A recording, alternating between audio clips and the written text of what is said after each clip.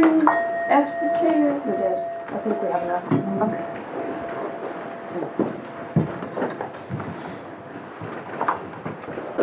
Good afternoon, friends in Sangha. Welcome to Heartwood's Noon Talk. Please silence your phones and mute your microphones if you are at home. Thank you very much. Turn this way.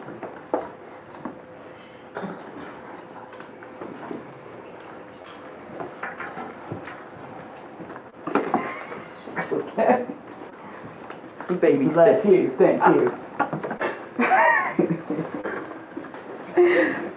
The joy and the impermanence. Retreats coming up right now are Finding Freedom in Compassionate Presence with Lisa Erst from June 23rd to June 27th.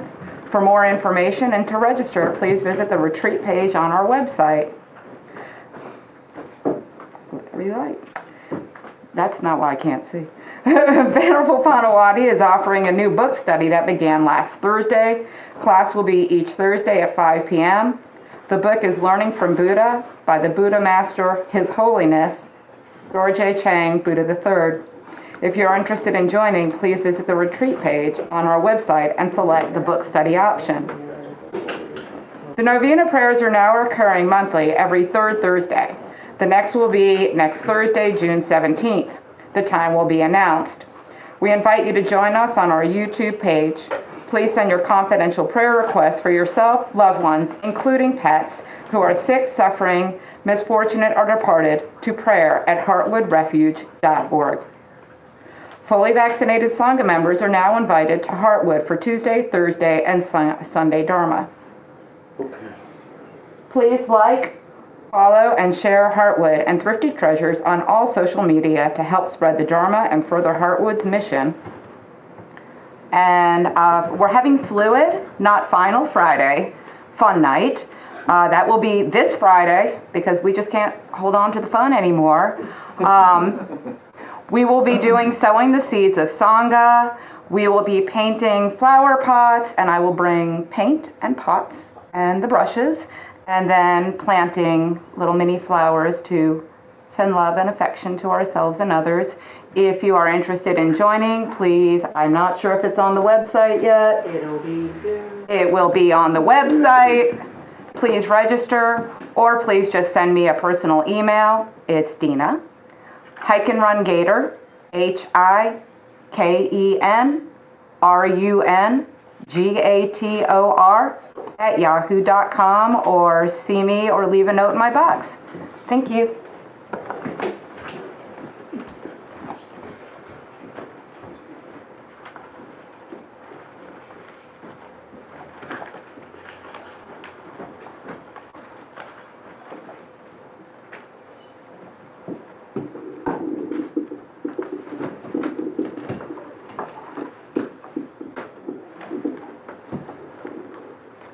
She took, so I don't need that one. Right. You're okay. I'm good.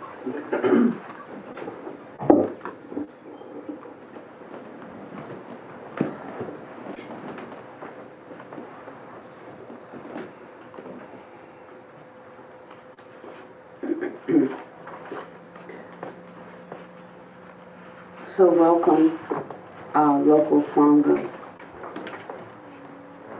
As you know, we're in our teacher training retreat, and you're sort of getting a class.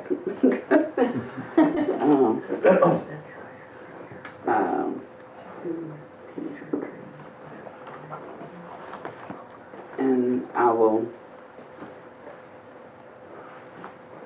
wrap you into the conversation where we left off. Just let me get a quick hand of how many students had a choice of attending this or not. Let me see how many we have. Okay. All right. Great. You know, with choice comes something. If you choose, then you just miss it. So they can listen to the tape if they miss this part.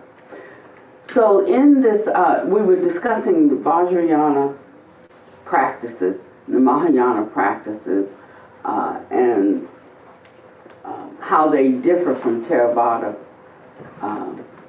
appear to differ from Theravada practice, but they don't really. It's just a matter of how you choose to walk out something or to think about something. So within the Theravada, one may use as an object of meditation the breath, and if you really look at the Anapanasati Sutta, it's not really giving you, we say that it's giving you the method or the instructions or the steps that one follows, but it's really not. He only gives the first step or the setup. And if you look at it, he's letting you know what things to look for or what will happen if you follow just that first instruction. Like dominoes pushing over, one will come to the desired result. He shows how the body steps in to release certain chemicals, certain hormones that put you take you from a state of anxiety and put you in a state of ease, or it takes you, and how it settles not only the body but the mind, that one can turn inward and find some inner stability and peace. All of these are very practical means that one is not doing through forcing the brain to sit down, shut up, get still, get quiet. But we certainly have confidence, and don't stop taking your meds. We still have confidence that if we, have anxiety or depression or distress, and the doctor prescribes some medication, that when we take that, we will get better. He said, I'm telling you the same thing about meditation, and that this is a medicine. If you take it, you will get better. And so it's to encourage or to see it as a medicine. And again, I'm not speaking now of people who have a diagnosed condition, stop taking your meds. I'm not saying that at all. I'm simply saying that this is something that actually works. It's not something that just sounds good or that we read about, but of course we do have to put it into practice. And if we don't put it into practice, we won't get the results. And then sometimes you can put something into practice, but if you're not looking, if you're not watchful, you won't see how it is working. It's like looking in the wrong place to find your car keys. You just won't find them. Doesn't mean they're not there.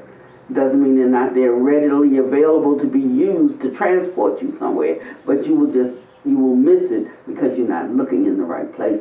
So he lays this out for us so that we can look in the right place, or looking in the right place, but not really seeing because we are looking with either an incorrect attention, or we're not understanding the languaging. And so he says you have to go beyond mere words and even beyond mere reasoning. It doesn't mean you don't use reasoning. He says, but this Dharma, this discipline cannot be understood by mere reasoning alone. Cannot be understood by mere reasoning alone. So that means we do have to use reasoning, But the mind that creates a problem is not going to be the mind that can resolve it or alleviate it. So we have to leave some space there. We have to leave a little room for something to come in, to come towards us, that elevates our mind, that transports us into a different way of knowing things, a different way of seeing something, a different way of understanding something, a different way of experiencing something. And just that much opening, just that much faith, just that much.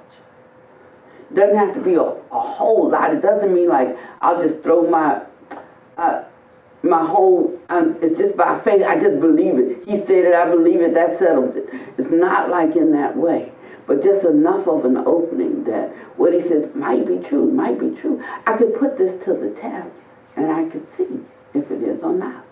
And it might be true, but it might not be for me at this time. So maybe not all of the factors are present for me to be able to utilize something and for something to unfold for me at this time. If any of us in here are over 5 years old, we already know that sometimes something that is possible just is not going to be practical now, or until we find that we have to make some adjustments or some allowances. We don't like the word adjustment. We can allow some things just because the conditions are not right now, but it doesn't mean that they'll never be right. Because we grow, we build line upon line, precept upon precept, here a little, there a little, until we come to the fullness of the measure of the stature of the ones whose words we take into our heart and our mind to grow and develop. And that's the confidence when we can see that it works for ourselves. Then we freely use it. Not only do we freely use it without meaning to, we freely we spread it around. We disseminate it. It's like it becomes like a perfume, and whatever your flavor is, or your brand, or your scent, that's what fills the air. And so you can imagine then that when we come together, we got all kinds of scents knocking up against each other. And so the best is to have, there's a kind of a, having a place like this where people come in and come out, we have to, buy something. We'll ask you, like, please don't wear perfumes because it gets into, the walls even, and then someone comes in and it could be disrupted,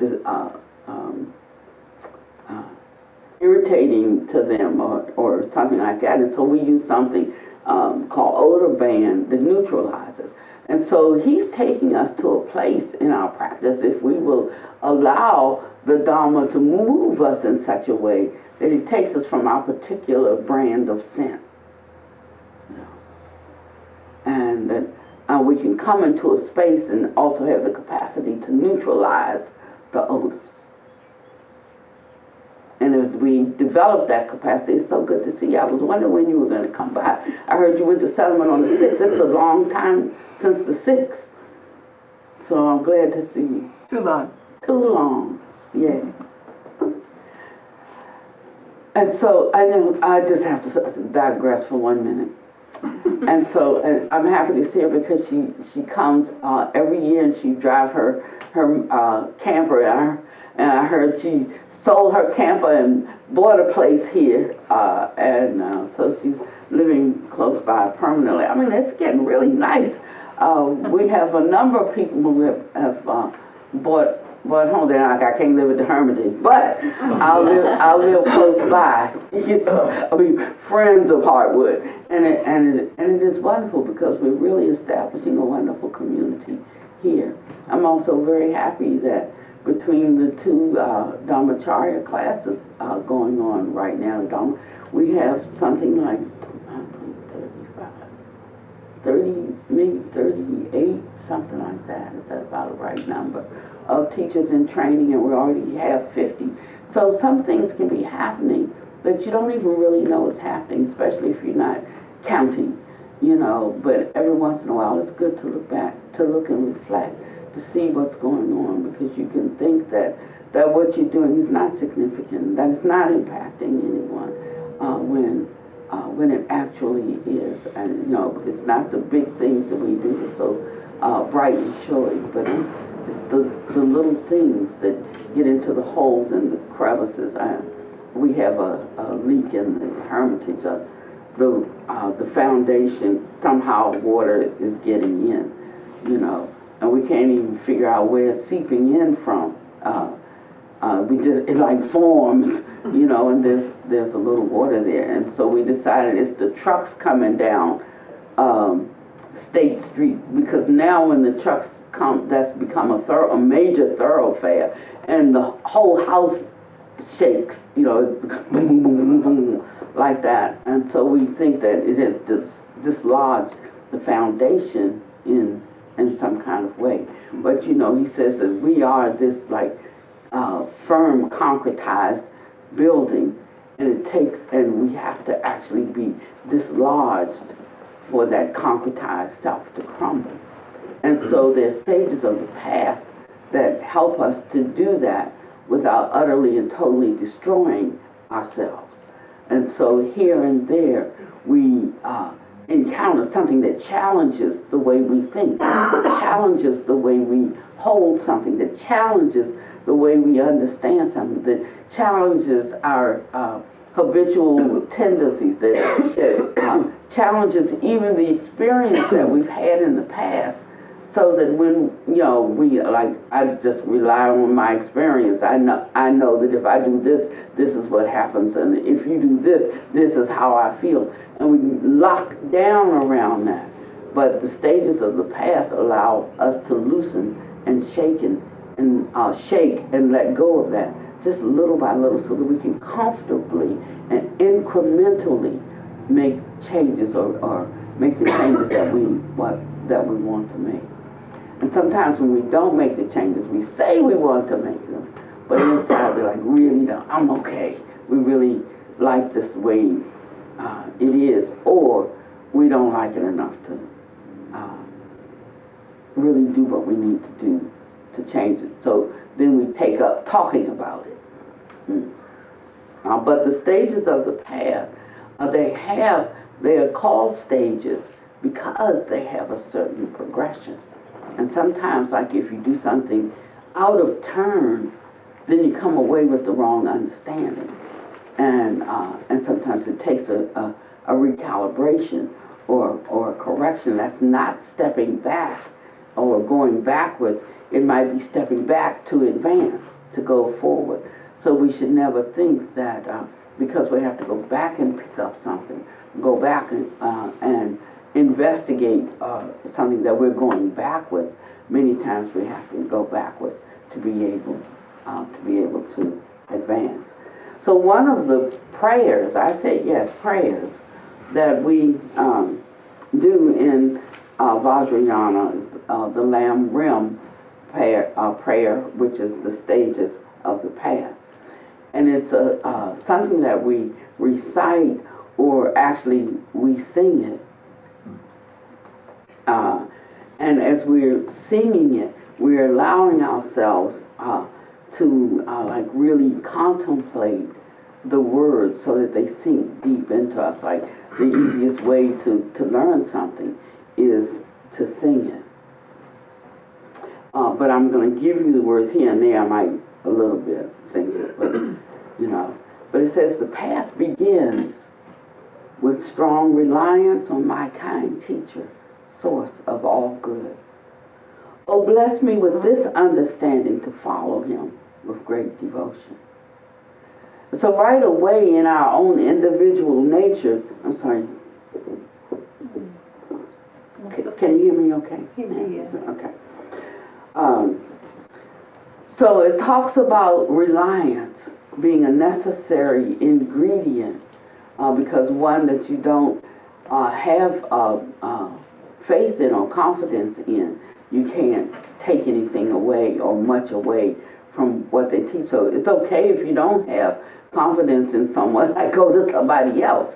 The important thing is to get it. It's not who you get it from, is that you get it. Even the Apostle Paul, he said, I hate after I preach to others that I myself become a castaway, because sometimes we're good at preaching it, but we're not so good at living it. And so in that same way, when one seeks out a teacher, and in this sense we're speaking of the Buddha as the teacher, and by subcategory, maybe whoever you are sitting with and learning with. And in some traditions they say that one's even more important than the Buddha, because he ain't here. It's like having a dead teacher, it's like having a dead husband.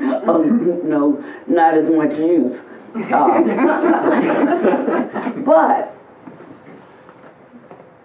But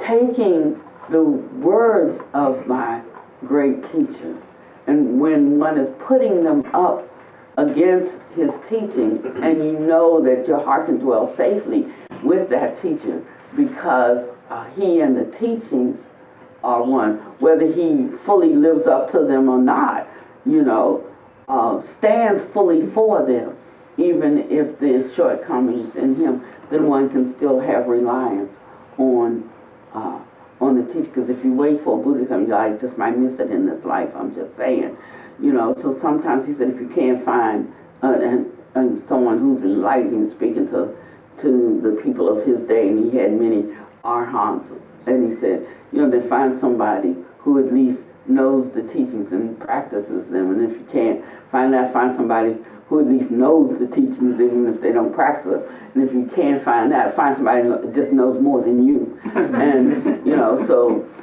a lot of times it depends on you know, on the accumulation of merit, who you can encounter in this life. We happen, I'm happy that we were able to encounter the Dharma here in the West in my lifetime. You know, I wasn't born in the East. A lot of us, like, we're glad we were born in the West and not in the East. But for me, I'm glad that I at least encountered the Dharma, that it came to the West in time for me to touch it. Because who knows, by the end of this life, I might cross over to the other shore. I mean, it's possible, you know, but if I had never heard the teachings, it would not be possible at all. There would not even be a standard by which to hope for it. So I'm glad to have heard the wonderful Dharma. I mean, I didn't even know that it was here and didn't know that it was available. And if I had known before, I may not have been interested, but I had to reach, you know, a glass ceiling where I was in what I was practicing and what I was doing. All before that, I was like very happy there, you know. But at some point, I hit a glass ceiling. I thought, I'm stuck, you know. I can't seem to go further. I mean, I get the 100 ways to say this in our tradition, but I'm like hitting my head against a glass ceiling, you know. And then there it was, the opportunity, you know. You can't answer a question before it's asked. And so now I'm asking the question. And so then that's creating, you know, the opportunity for what you're seeking to come towards you, so that there can be an intersection of it. We have a role to play in that, you know. And so, and then I was introduced to something, and little by little, and one or two things that sound pretty good, 3 or 4 things, I tried a couple of those, they worked for me. 5 or 6 things, oh, that gave me a deeper understanding of what I already know, you know, and how to use that. And I developed more confidence in the teacher, more confidence in the Dharma, in the teachings. And that's how it grows and how it builds. And he says, so bless me with this understanding. So in Vajrayana and Mahayana, but particularly in Vajrayana, we call it the blessing lineage. And if the word blessing brings up connotations that trigger feelings about some other spiritual tradition you were in, leave that tradition there and understand blessing here in your highest and best way of thinking of a blessing. The good fortune, the great opportunity, the wonderful opening for something to come that would support you and lift you up, and that would build you and give you the capacity to sustain yourself. The clarity, the heartfulness, you know, whatever you could imagine of living the most perfect life. You know, when I say perfect life, I don't mean a life with things, but I mean a life with an inner freedom, you know, and with an inner strength that allows you to be able to handle anything that comes into your life in the course of a day. You know, this too shall pass. You know, I can overcome this, or I can live with this, or, you know, whatever, so that one is not afraid of tomorrow. One has no fear of tomorrow. And then one can go through something, and when you're going through it, you're going through it, and when it's over, it's over. You're not reliving it day after day, year after year, decade after decade. You know, some things can be retired and cleared out of your mind. And so to find something that enables that in us, what a blessing that is. It doesn't have to be any deeper than that, you know. So they call this the blessing path. And so one becomes devoted to that kind of goodness, knowing that goodness has its own reward. So I don't have to be seeking a reward. Goodness has its own reward. And as one does good, then the fruits of goodness manifest in one's life. And you can trust that. You can have confidence in that. I always say that bad folks, they have evil folks, wicked folks, mean folks, they have more confidence in their badness than good folks have in their goodness. And so if we can develop a little more confidence in the fruits of goodness, then all we have to do is do good. That's the blessing. The blessing is taking up the fruit of goodness. And then the next line says, this human life with all its freedoms, extremely rare, with so much meaning. Oh, bless me with this understanding all day and night to seize its essence. This human life with all its freedoms. How often do we think about that in the course of the day? The freedoms that we have as a human being. Our particular brand of sentience. Our species, our category, Homo sapien, the man who knows that. I think we're now Homo sapien sapien. Homo sapien sapien, the man who knows he knows, or something like that. It just gets worse. And so, being free enough to allow us to be able to enter a not knowing space so that we can come to know more than we know is what allows us to become to be a Homo sapien sapien sapien or produce a new species that takes us even further. But thinking about the human life with all its freedoms, when we're so ready to complain about something, human life with all its freedoms, when we're so ready to gripe and be depressed, this human life with all its freedoms, when we're so ready to jump into our anxiety, this human life with all its freedoms, and getting that into ourselves in abundance. And that's why this is one that we do every day, starting the day off with sweetening the mind, imbuing the mind with these kinds of thoughts that give us a certain kind of strength, to be able to handle our day. I won't say to manage it, but to be able to handle whatever comes in the course of the day. This human life with all its freedoms, extremely rare, with so much meaning. My body, like a water bubble, decays and dies so very quickly, and after death comes results of karma, just like the shadow of a body. With this firm knowledge and remembrance, bless me to be extremely cautious, always avoiding harmful actions and gathering abundant virtue. My body, like a water bubble, decays and dies so very quickly. It's like every day I see one more skin sag, and when it talks about this stinky, smelly sack, that's what he was talking about, But I'm recognizing the place and the station. I know about the exercise. Psyche skin exercise. I want to know that. And so it's just recognizing how fleeting, how quickly, life goes by. I mean, like just yesterday I was 20. It seems like that way. And so my body, just like a water bubble, decays and dies so very quickly, and after death comes the results of karma, just like the shadow follows a body.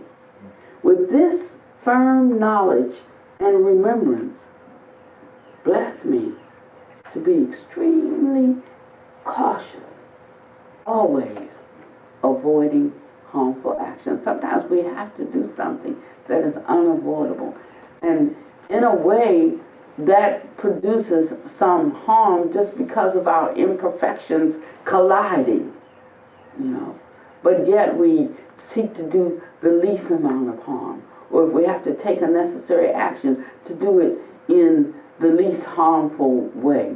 And then if we have to do it and resolve we have to do it, don't half step with it, do it.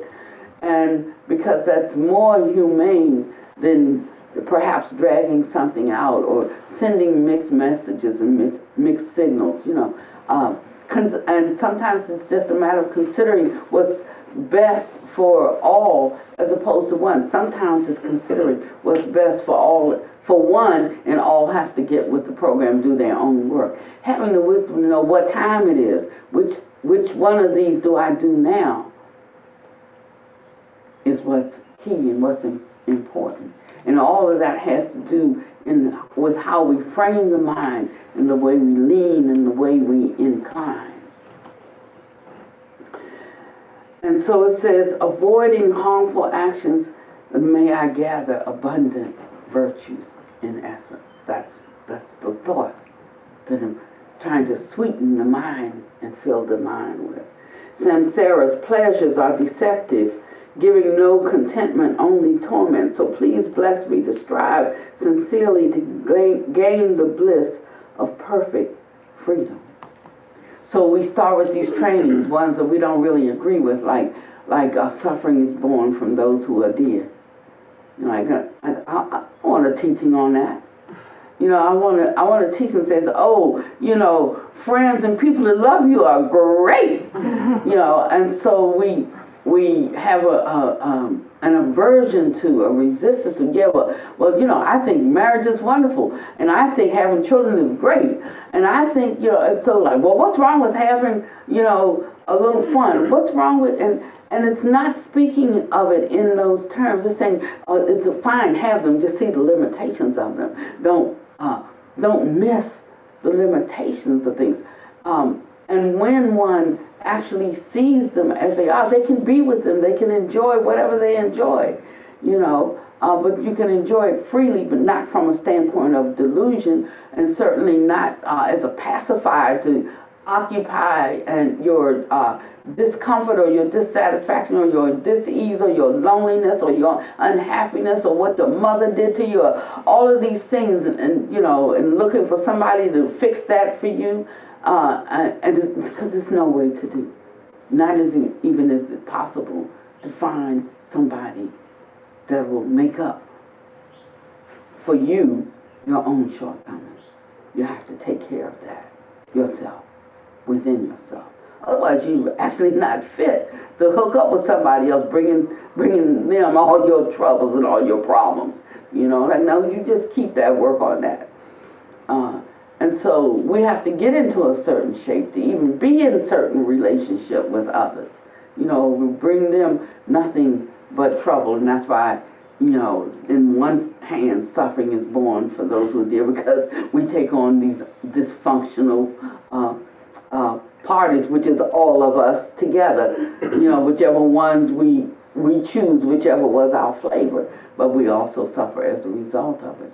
But also because of our craving and attachment to them, we become conditioned to having them, you know. And when we find out we don't really own anyone, you know, and we can't hold and keep anyone with us, then there is the suffering that say, if my daughter died tomorrow, you know, there would be suffering there. But many mothers' daughters died today. I'm not suffering over it. I might recognize that, yes, the truth of suffering. And I might feel some compassion over, not like if my own dies.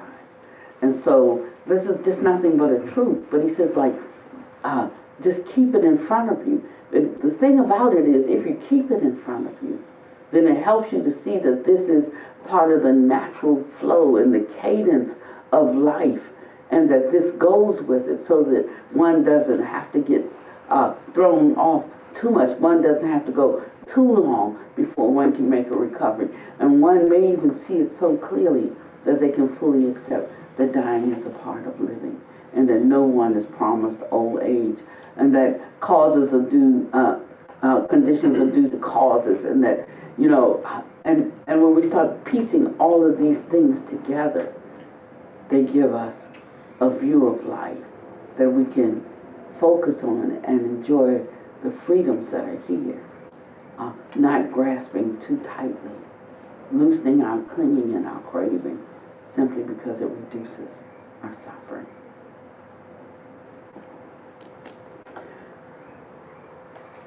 You know, when people are dying and we're around their bedside, and and we're in the throes of our grieving, and I mean, like they're up against an obstacle, and like an unknown, force at that moment, and they don't really have time to support you at your grieving and your suffering. So it's a time that if we really love someone, we could recognize that this moment needs to be their moment in a way that we could support them. Like, don't worry about me. It's not like, oh, Mom, don't leave me. Oh, it's not because they're leaving. And so to be in a place that you can be there, the comfort, and not so much wrapped up in the self. But it takes practice to get to that place. So we should practice. And in the death room is not the place to practice. But we can practice just looking at reality, so much so that we see it and we understand it, and we can accept when the time comes.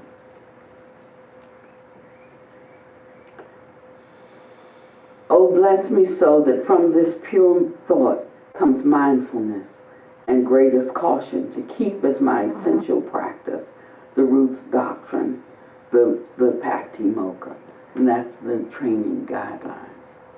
It's the vows that we take. When we make a vow to ourselves. There's a song that Santikaro and I sing, tell me the truth, I want to know which way to look and where to go. I need to find true peace.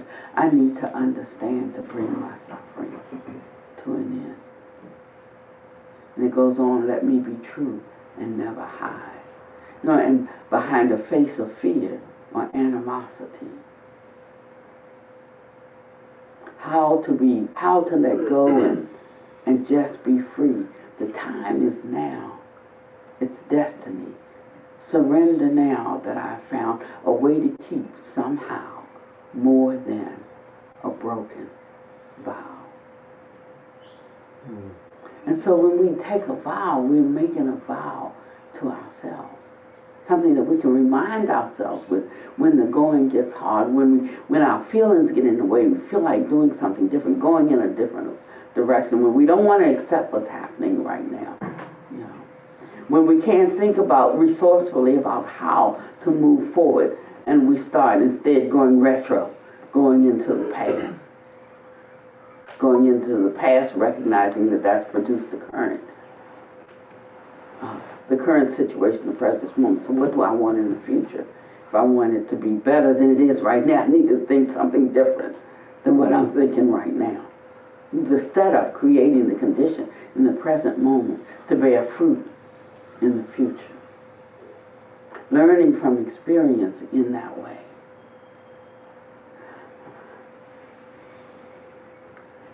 Just like myself, all my kind mothers are drowning in samsara's ocean. Oh, so that I may soon release them, bless me to train in bodhicitta. And so the training we undertake is out of our recognition that every being is like oneself. Every sentient being seeks their own happiness, wants to not suffer, wants to be content. Now, even a dog wants to be content. I don't mean even like there's something wrong with being a dog, but I'm saying that a dog wants contentment. So just showing kindness to a dog. Somebody, where is she? I wouldn't let Busita come bring her dogs. And then so somebody just told me, like, the raccoons don't like the dogs. Right, I gotta slide up to it. And like, because we can't seem to get a permanent anti-raccoon situation going on here. You notice, or maybe you haven't, that the house has been torn down that was there, right beside the property, and that was the Raccoon Hotel. Oh, wow. So, we know where they are now. So we like have constant trapper. I mean, John might as well just move in. I mean, actually, we have to get a different trapper every couple of weeks because, you know, you call a trapper comes out, then he charges, whatever, $500. He comes back, takes a trap. Because he knows how to get them. They like honey buns, marshmallow. I know everything they like now, you know. And then he takes them away. But then the trapper doesn't want to have to come Monday, Tuesday, Wednesday, Thursday, Friday, because we have so many. It's a practice. I can tell you that. And so it's training in bodhicitta, desiring the awakened mind for all living beings, seeing that we're all drowning in samsara's ocean and wanting to be released, not for my personal, I got out, but for the sake of everybody. Wanting, every time I enjoy a freedom, like I want to share it with somebody, so that perhaps maybe they could taste the same freedom, you know. So sometimes maybe I talk too much, but enjoying a freedom makes you want to tell somebody. And so it becomes a natural inclination to share the goodness that you find. He says, but I cannot become a Buddha by these alone without 3 ethics. So bless me with the strength to practice the Bodhisattva's ordination. So the Bodhisattva's ordination is like 26 vows that we take. We can take them as monastics, we can take them as lay people, but all of the actions are directed towards our care for others. So that becomes like a way of life.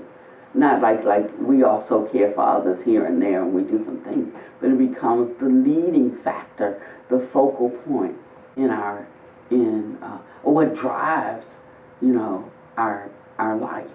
You know, it's not the caboose at the back.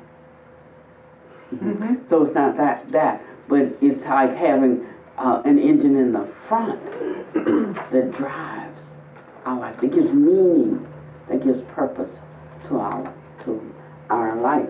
But one has to have that aspiration. You can't force it into people, and you can't say you must have it. It's just that if one is following a certain path, that becomes more and more of a leaning, more and more of a natural inclination, and there's not a forcing in it at all. It's an exposure to it, and it becomes an opportunity to participate in it.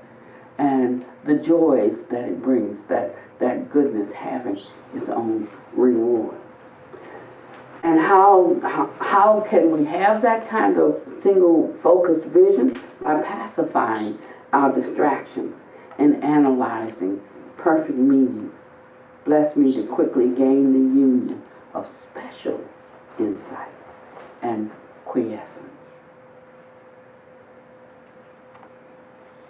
So that certain kind of stillness that comes. I used to have a top when I was a toy, when I was a little child, and you pump it. It's shaped like a carrot upside down triangle, you know, it's circular, and you pump it, and the faster you pump it, the faster it spins, and then you let it go, and it just spins, and it spins all around, you know. And then as it starts to slow down, it gets more and more wobbly until it just falls over and it stops. But it's something like that, but you notice that there is the spinning, you know, of the top. But at the point, you know, the closer you get to the point, the less of a spin there is, until at the very point, there's like really no spin, you know. And that's the kind of stillness that one can develop or cultivate, that allows one to do many things, you know. But not if they're all over the place inside. Inside, there has to be a certain stillness to be able to accomplish many things. Otherwise, we get fragmented, sidetracked, scattered, confused, depressed, stressed out, all of these things.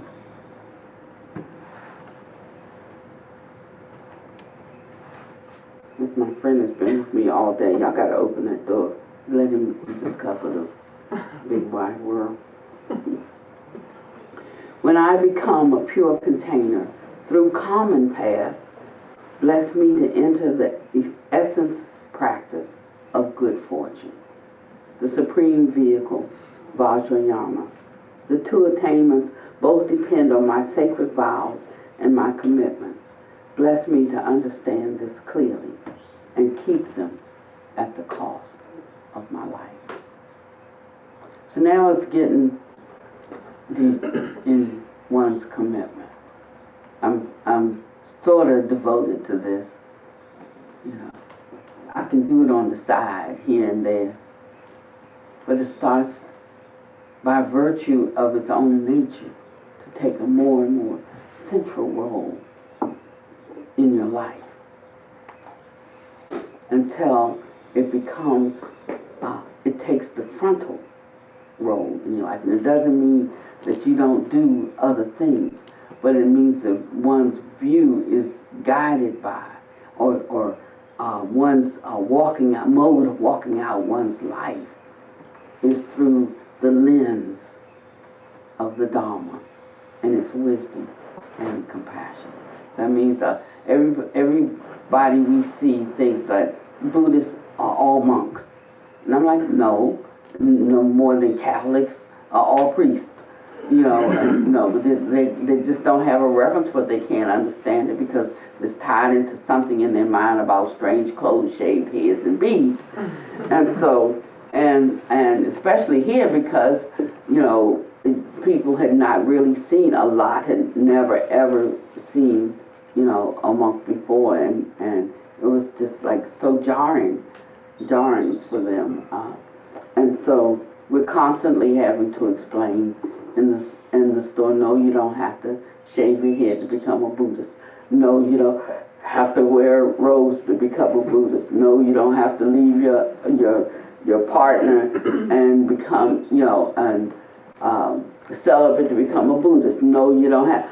It goes on and on and on. But it's just recognizing that one can make a descent into a mode of living, a way of life that gives joy to just even the ordinary, common aspects of the human life. I mean, the Buddha had a lot more lay people than he had monks. You know that, right? It's just that the monks wrote the book. And so, you know, it just got a little bit shaded, the lens, but he gave teachings for lay people, and he didn't try to make lay people monks. He gave teachings, and they said, you know, like, we love all this stuff you're talking about, and we'd like to have one little bit of it.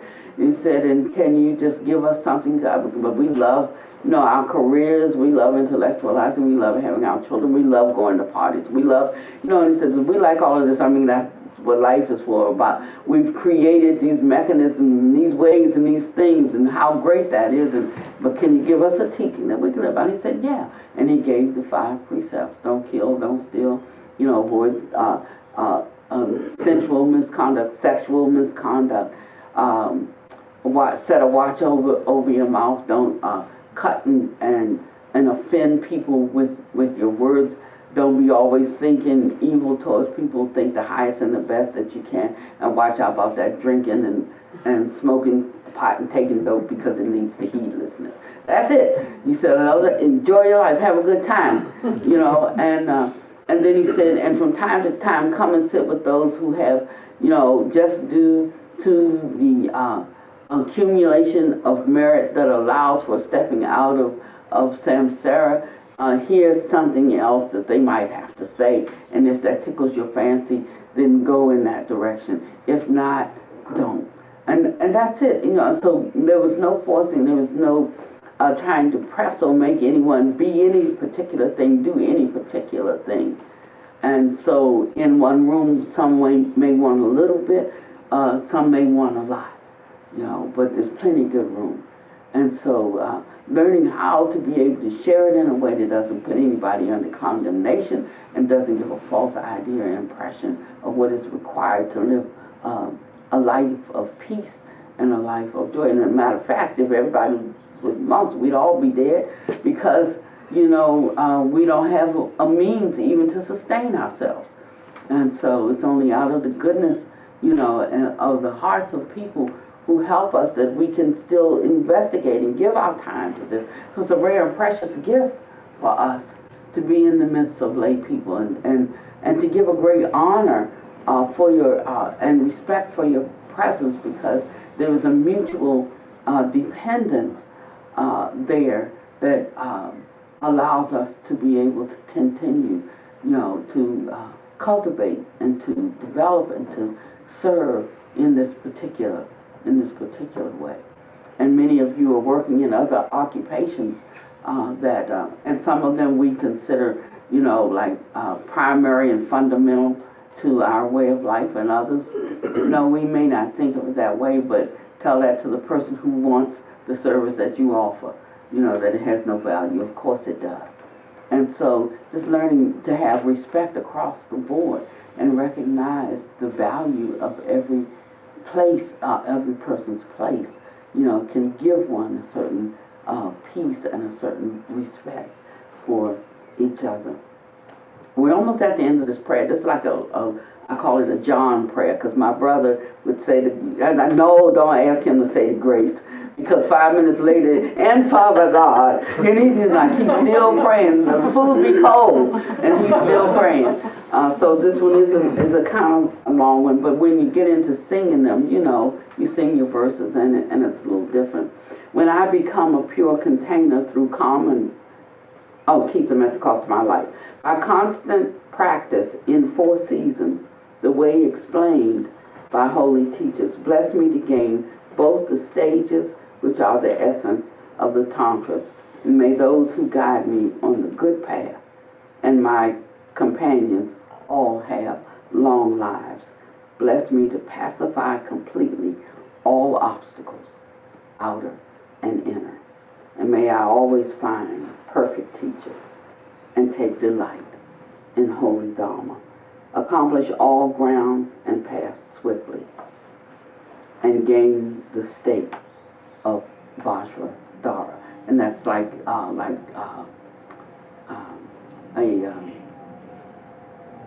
diamond, diamond being the substance that can cut, anything, or cut through anything.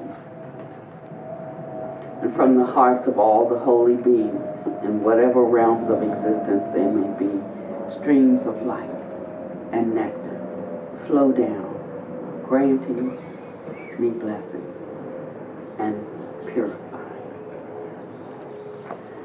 So that's our morning prayer, those of us who do it. And for me, it's like waking up to do it in the morning. Like we had a practice this week of waking up. Don't get out of the bed for 15 minutes.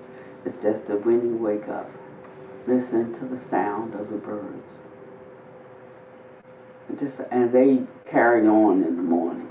We talk about listening to the song of the birds, and somebody wrote me and said, it might not be a song, it might be fighting over breakfast. I said, could be, but just listening to the chirping and the sounds of the birds, just laying there, stretching before your mind starts to flood in with the thoughts of your busyness for the day. Just being there in that stillness, in that simplicity. It's a good day because I woke up. Just being grateful for that. And seeing how at that moment, nothing is on your mind. It's only when you start gathering your thoughts that so much comes to one's mind. We say, I woke up with this on my mind, but when we wake up, we don't wake up with it on our mind. There is that space, that gap, where every day is really a new day. And if one can sweeten one's mind, you can write your own prayers. That's what somebody did. Somebody wrote these. We don't have to read other people's. We can write our own. you know, and just flavor your mind in that way. It will color your whole day. And then when you encounter an obstacle, you know, especially if you put this to a song, catchy phrase. I mean, I like the doo-wop song, the doo-wop groups of the '60s. So I make up a lot of Dharma songs, you know, this fashion, you know, from their music, because I recall all of those songs. You know, it's okay, you know, but I can easily sing myself happy, sing myself content, you know, just by putting Dharma words to those lyrics to those melodies. And then you will go through each day with greater contentment, greater resolve, greater strength, able to handle the vicissitudes, the praise, the blame. I say it every week. The loss, the gain, because they're all part of this life. The pleasure and the pain, the fame and the shame. Just one more day in samsara. Find out that I am able, more than able, to accomplish what concerns me today. Thank you for coming. May you be well and happy and peaceful. May no harm come to you, no danger. May you always be able to meet the inevitable